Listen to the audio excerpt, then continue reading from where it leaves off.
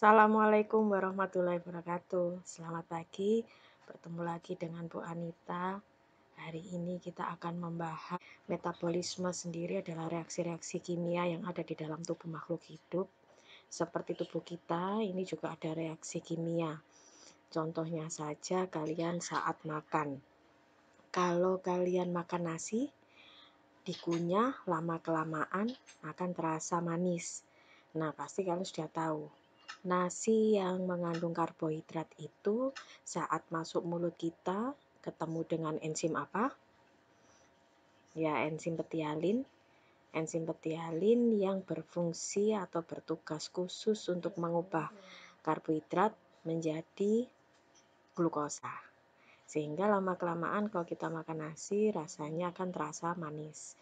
Nah, di bab ini kita akan membahas tentang reaksi-reaksi kimia itu.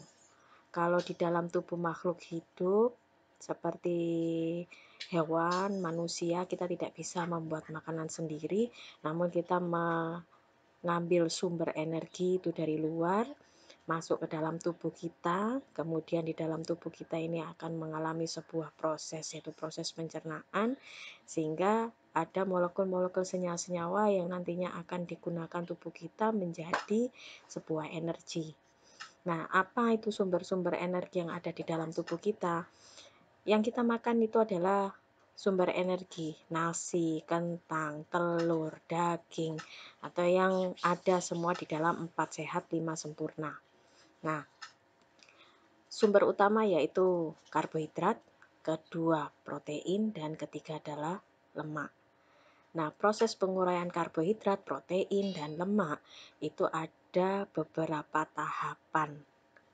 Nah, yang kita bahas di bab ini utamanya yaitu karbohidrat, memecah karbohidrat, atau prosesnya dikatakan katabolisme, proses pemecahan senyawa kompleks menjadi senyawa sederhana. Jadi karbohidrat tadi bagaimana dirubah sampai menjadi glukosa. Yang kita tahu yaitu karbohidrat masuk ke mulut, kemudian ke kerongkongan, lambung, usus. Nah, itu adalah masuk sistem pencernaan. Tetapi pada kelas 3 ini yang kita bahas yaitu bagaimana senyawa karbohidrat itu terpecah sampai menghasilkan sebuah glukosa dan menghasilkan sebuah energi yang dinamakan dalam tubuh kita itu energinya adalah ATP atau adenosin trifosfat, ya. Jadi energi yang ada di dalam tubuh kita ini ada ATP, nanti ada NADH, ada FADH. Kita bisa baca di buku panduan atau bisa cari literatur-literatur yang lainnya. Nah, proses katabolisme karbohidrat itu sendiri atau biasa disebut dengan respirasi. Jadi kita ini bernafas, kita ini mengalami respirasi. Kita memasukkan oksigen. Tetapi kalau kita tidak makan, kita tidak akan bisa menghasilkan energi. Jadi kita juga bernafas, kita juga makan. Makan ini memasukkan sumber energi tadi, karbohidrat, kemudian bertemu dengan oksigen, nah masuk ke proses respirasi. Respirasi ada dua macam, yaitu respirasi aerob dan respirasi anaerob.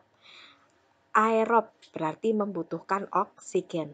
Tapi ada juga makhluk hidup yang tidak membutuhkan oksigen secara mutlak. Jadi dia mengalami respirasi tapi tanpa membutuhkan oksigen. Sehingga disebut respirasi anaerob atau yang biasa disebut dengan fermentasi. Nah, kalau kalian mendengarkan fermentasi berarti kalian pernah melakukan percobaan fermentasi. Membuat apa? Ya, tape, yogurt, gitu ya.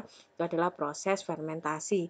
Makanya kalau membuat tape atau membuat yogurt itu ditutup rapat-rapat agar tidak ada oksigen yang masuk. Karena bakteri atau jamur yang ada di dalam proses tersebut dia tidak membutuhkan oksigen. Nah, yang kita bahas pertama yaitu respirasi aerob. Ada 4 tahap. Glikolisis, dekarboksilasi oksidasi, siklus Krebs, dan transport elektron. Nah, yang seperti dibahas di YouTube pertemuan kemarin, bisa kita lihat sekarang ya.